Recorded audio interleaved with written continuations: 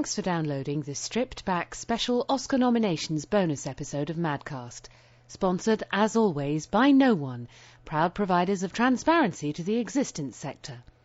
Hello and welcome to this special episode of Madcast. My name's Alec. My name's Chris. My name's Dave P. And this episode is going to be all about the recent Oscar nominations, what we think is going to happen, who we think deserves to win, and who do we think will win. So, starting way at the bottom, like they always do in America, Chris, you've got an opinion on the original soundtrack Oscar this year. Yeah, once again, it's entirely bunkum. They've completely ignored. This is the podcast bunkum for the people. This one, isn't it? It's bunkum, I tell you. Chris has turned into a crusty old colonial. Sorry, Chris, go on. Yeah, once again they've ignored the best soundtrack. I mean, there's one for 127 Hours, which was good, and Inception was good as well. I didn't really notice the one for King's Speech or The Social Network, has to be said. I haven't seen How to Train Your Dragon, so I can't really comment on that. Could be the best score ever. It could well be, but I doubt it somehow. The best score for me this year was the Tron Legacy soundtrack, which was derivative, but in an entirely wonderful way. It was derivative of things like Jean-Michel Jarre. Who else am I thinking of? Vangelis. Very much like Vangelis. Isn't that just Daft Punk for you, though? Isn't that they are a bit like them? That's what they.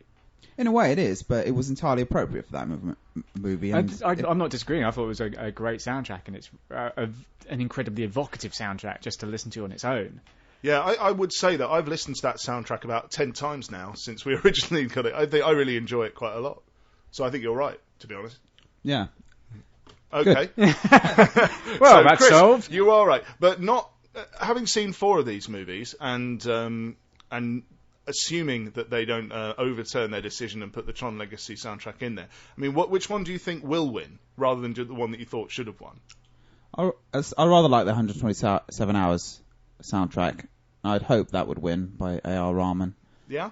Mm. I think with the 127-hour soundtrack, I think it does what most Danny Boyle soundtracks do in that it just picks some great songs which you sit and go, wow, that is brilliant, and makes it hard to actually distinguish what is the original bit. So I couldn't really honestly say what was A.R. Rahman stuff and what was a pop soundtrack kind of song. So Inception for me, I would have thought. Yeah, I think Inception's kind of more standard Hans Zimmer, really. I don't honestly see it as being that original nowadays. Okay. You know, a bit like John Williams, a bit like the Family Guy John Williams himself, joke. You mean? Yeah. Yeah, okay. Yeah, I mean, I said the Tron Legacy soundtrack was derivative in a good way, whereas Hans Zimmer I find it's derivative in a bad way. He's repetitive rather than derivative, isn't he? Well, yeah, but you can he's sort of sub-Wagnerian as well, and it's never very good. I say in the same way John Williams is utterly derivative of much better classical composers than him. Yeah. I think John Williams is just being derivative of himself now, really. Everything just kind of loops back into itself, really.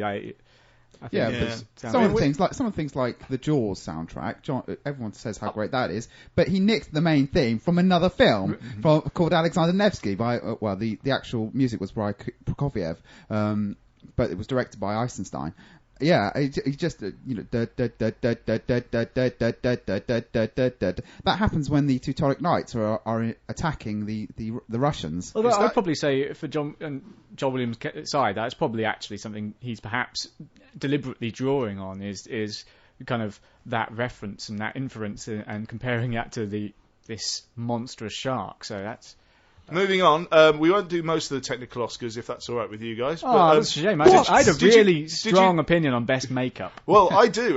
What I was going to say was, did you notice that even The Wolfman has an Oscar nomination this year for best makeup? Even bad films get nominated. What you can't see is that my eyes just popped out of their sockets. The Wolfman was nominated. It is Rick Baker, so I assume it's good. I didn't see The Wolfman. I did see The Wolfman, and it's supposed to be terrible.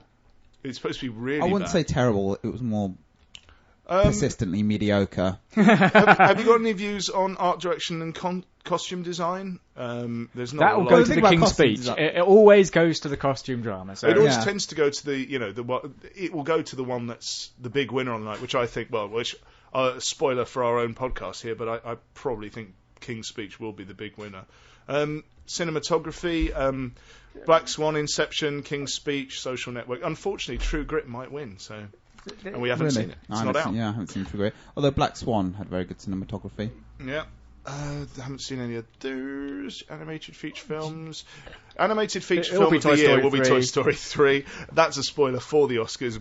You could pretty much bet Chris's house on that one. Although it'd be lovely if How to Train Your Dragon I've heard good things about trump it. Because I've heard so many people that didn't expect anything great from it, and then have come back raving about it. So, I don't think they're going to go against. Of course they're not. Type.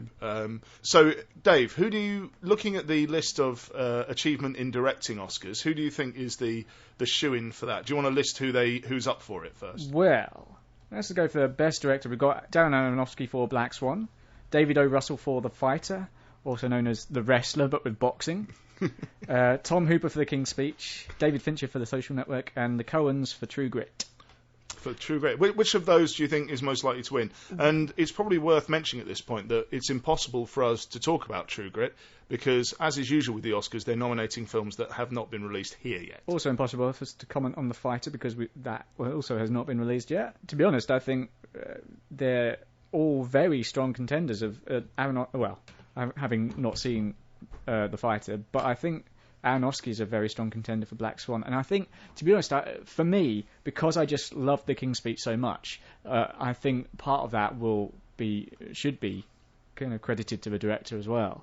It might not be as kind of visually imaginative and daring as something like Black Swan, but I think it just draws you in so well, and I think that's I think you've got a good point there because it is, as I said in the review of it, it is like people just talking in rooms, and it is a great achievement for any director to be able to take a film that consists of people in expensive clothing talking in rooms and turn it into something entertaining. Well, yeah, I think the thing with The King's Speech, it's something that's kind of inherently theatrical, something that could be a stage play, but somehow Tom Hooper has made this a really fine film, and it's a film where I kind of sat throughout it thinking not at all about how long it was going, and quite happy to have seen some more if it had been longer. So I think he just makes a really smooth kind of journey throughout.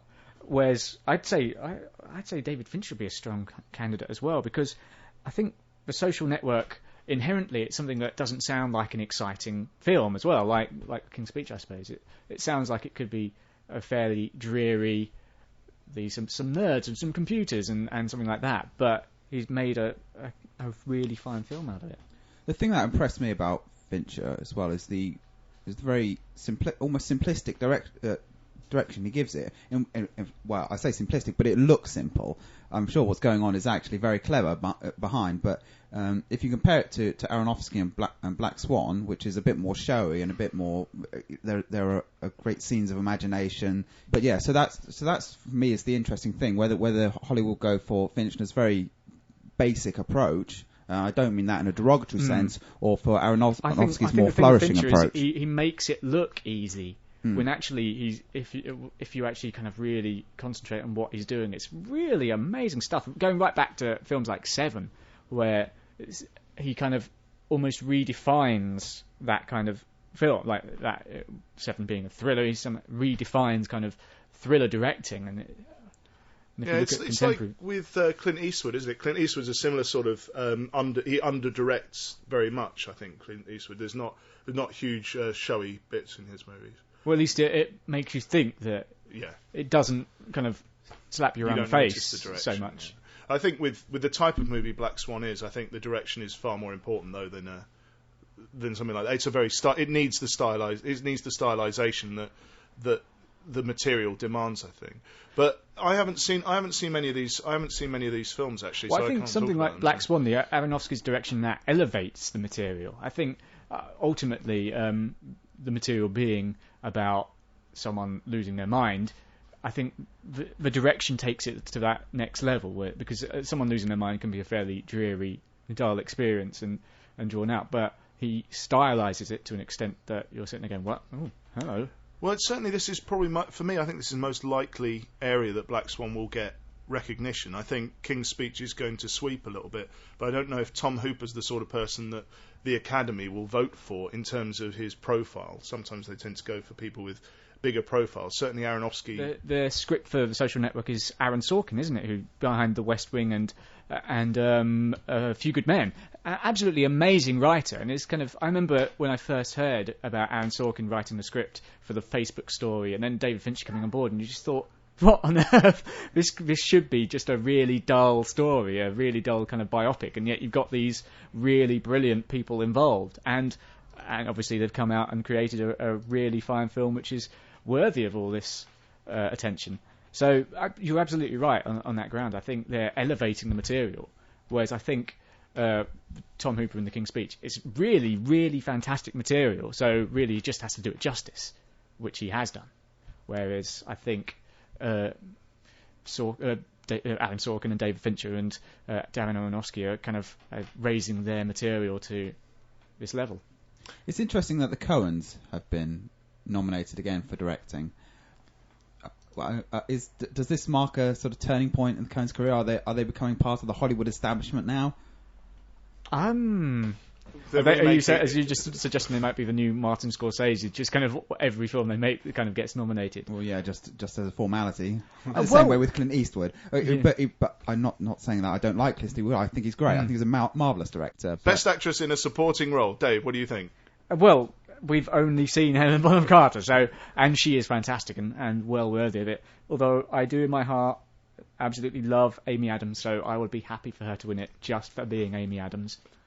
Melissa Leo, who's also been nominated for The Fighter, she was also in another Oscar bait film that came out recently called Conviction, which is very interesting. She's very good in Conviction as well, so it'll be interesting to see her in The Fighter.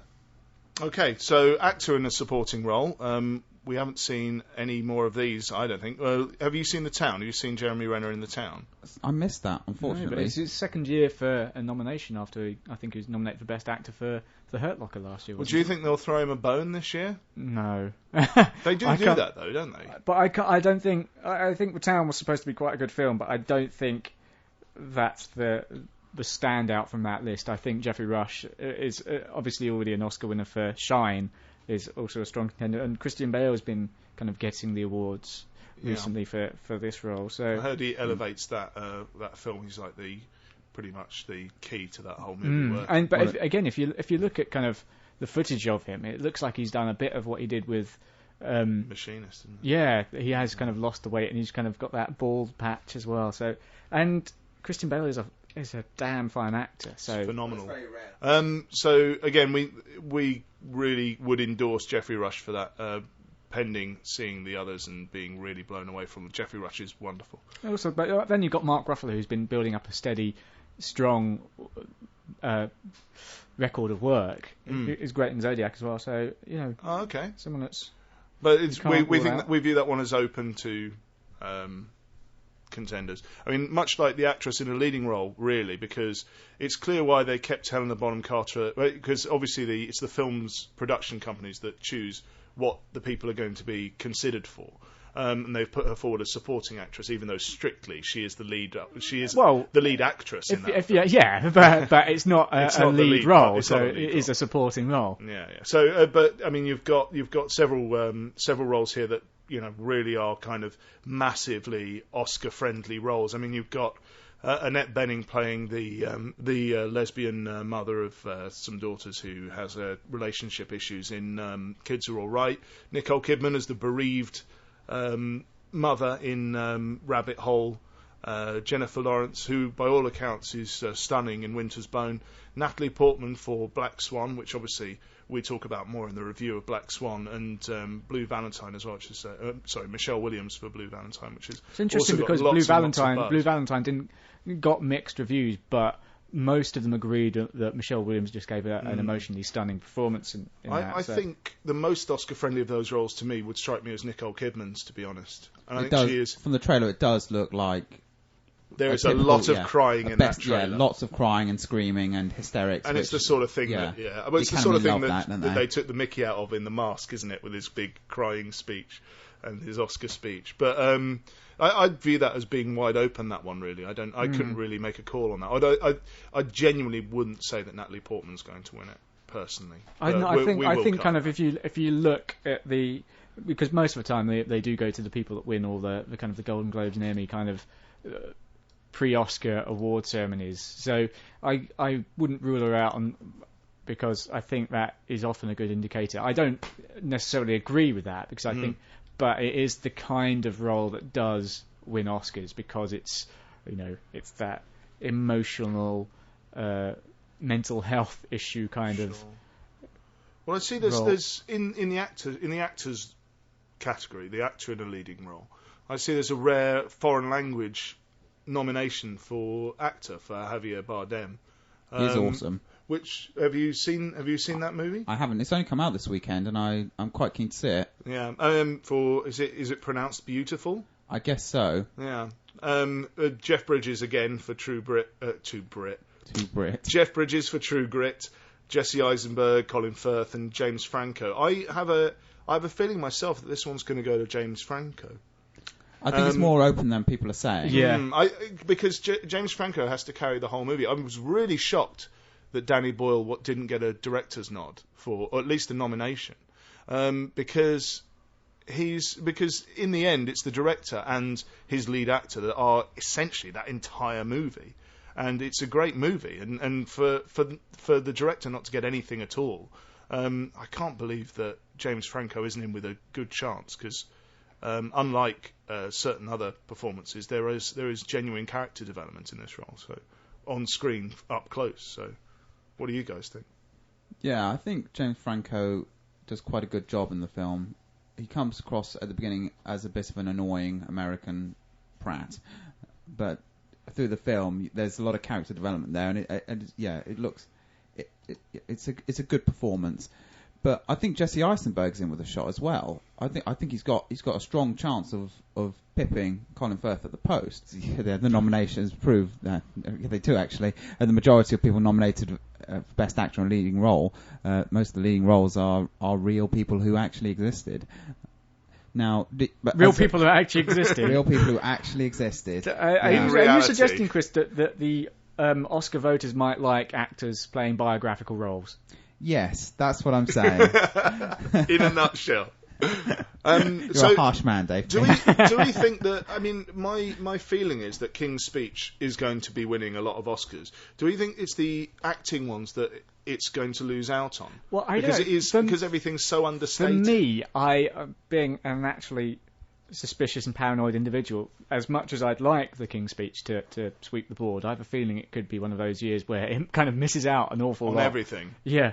So, I don't know, because, James Franco is very good and very deserving of it. Jeff Bridges is always good, and you could just tell from the True Grit trailer that it's probably going to be a fine performance from him. So, that's a tight one to call, I think. I generally think the Academy prefers Americans to win anyway. There was that awful year... But it's the same as the BAFTAs. The BAFTAs do that. Well, yeah. No, it's a good point. But there was that awful year, wasn't there, where I think it was the year Titanic came out, and of the 4 lead actress nominations, 3 of them were British actresses, and there was 1 American. I think it was Helen Hunt for As Good As It Gets. Yes. But guess who won? Yeah, there you go. What? I really like As Good As It Gets. No, so do I, but she wasn't the best actress that year. Kate Winslet certainly There does seem to be a certain element of jingoism in these kind of award ceremonies, just like, but we can hardly judge because the BAFTAs do exactly the same thing. Like Bill Nye winning Best Actor or Best Supporting Actor for Love Actually. It's just and lest we forget the Year Atonement one for Best Film, which that was a peculiar year. It's a strange thing. Motion Picture of the Year, up for the Best Film of the Year, 127 Hours, Black Swan, Fighter, Inception, Kids Are Alright, King's Speech, Social Network, Toy Story 3, True Grit, and Winter's Bone. I guess the main question is, do we really think Toy Story 3 can possibly win? I think it's not going to, because I think it's already got the best animated picture sewn up, really. Do you think there's any point in it being nominated then? No, I think there is, because there's that kind of thing that it's like they're throwing a bone to animated film, saying yes, you can be the best picture of any year, but they're not going to be because they've got the animated field Oscar. So I think it's kind of throwing a bone to that. It's a token gesture towards, yes, an animated film could possibly be the best film, but because they've got an animated category, I just think that everyone voting is going to kind of... It does seem strange that if you can have, I suppose the best, yeah, that's fine. I mean, the best animated film can be the best film. So, although I want to make a point about Inception is the fact, Inception's a great film, and I think it's great that it's on that list. It's not going to win. No, of course it isn't. No, it's just not an Oscar.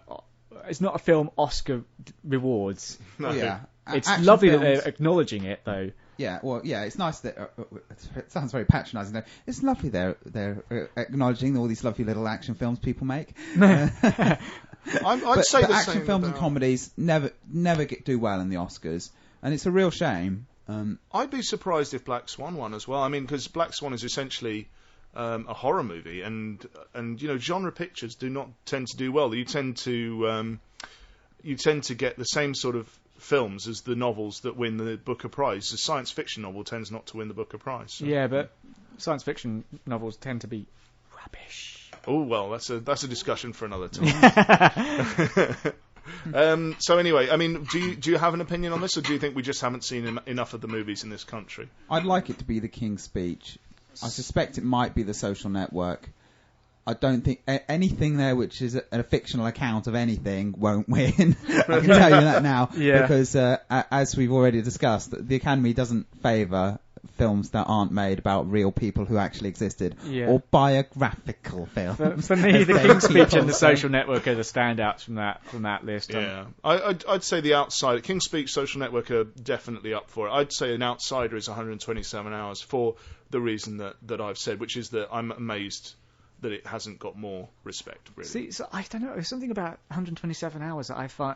For some reason, I can just picture the Oscar voters, though, being incredibly old, middle-aged men, and 127 hours is just a bit too exciting and fast-paced for them to truly be able to appreciate that. Well, let's hope that Inception wins, and therefore we can have like a sequel very soon. I would love the Academy to surprise me by giving Inception the award, but it's not going to happen. What if The Mechanic was a late entry? And then winner. Best actor in an awesome role. The Academy Award Award. beating people up on the screen. Yeah. Do you think there's any movies that have had no recognition? Well, a little recognition. Commando. No, this year, Dave. Still Commando. Commando has not got enough recognition But this year. is there a film from last year that you saw and thought was wonderful and yet didn't get any hasn't got like the major recognition that it deserves that you would have liked to have seen? Back to the Future? Yeah. Well, Back to the genuinely, as I said before, my film at the cinema of last year was Back to the Future. Unfortunately, I'm surprised that Madcast mascot Nicolas Cage didn't get any nominations anywhere for Bad Lieutenant. I thought he was really good in Bad Lieutenant. But that's probably the only thing for me that I really saw that was quality. I'm not sure it was a vintage year for cinema last year. What do you think? No, it wasn't like 2003 or whenever it was, which was an absolutely fantastic year. Yeah. But this is the year of 3D. Well, I think the two things might be related. Really? I genuinely do. Poor I quality think cinema in 3D. They've put a lot of effort into developing 3D technology, but not an awful lot of effort into movies this year that really don't use the 3D technology. The best action movie of this year is one of the few that wasn't presented in 3D, which is Inception. Was easily the best action movie this year, and wasn't in 3D. Although From Paris with Love wasn't in 3D either, and that was also a superb action movie. Piranha 3D was. Piranha 3D was, and Piranha 3D was an experience. Piranha 3D was the only... Oh, sorry, I'll let you... We've done Piranha 3D anyway. Yeah, we have. Yeah. Sorry, just bring this back to your earlier point about Tron Legacy soundtrack. It's the fact that Tron Legacy is nominated in Best Sound Editing. So it clearly means bizarre. the sound effects of the light cycles and all that being cut together is that much more impressive It's than. got really good Foley. But at the same time, in best sound mixing, Salt has a nomination. Well, Salt wasn't terrible. I genuinely don't understand what sound mixing means now. That It means getting the levels right. So Salt really got the levels right. It really did. But But the surely best sound that's- mixing yeah. Only in nominees are sound. the list of best sound mixing is Inception, The King's Speech, The Social Network, Salt, and True Grit. Somehow Black Swan, 127 hours haven't managed to make that list, whereas Salt has. It's astonishing because if the Wolfman can get a nomination and Salt can get a denomination, then we are through the looking glass. Well, it was only a couple of years ago that Norbit got a nomination. Was that best costume? No, I think Best it's racist makeup. gags, I believe.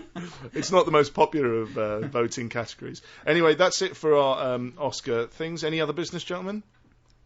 At this point, no. I Good. wet myself. Chris has wet himself. So are we going to get No, some no, kitchen no. I haven't roll just wet ads? myself. I wet myself generally in my eyes.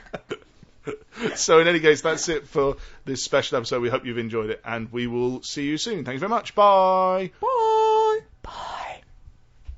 Thanks again for listening to this episode of Madcast. This special bonus episode was recorded on the 29th of January 2011. It was presented by Alec Chapman, Chris Millwood and Dave Puckridge, with catering provided by Arnold Vosloo. It was edited and produced by Alec Chapman. Thanks for listening. We'll see you again next time.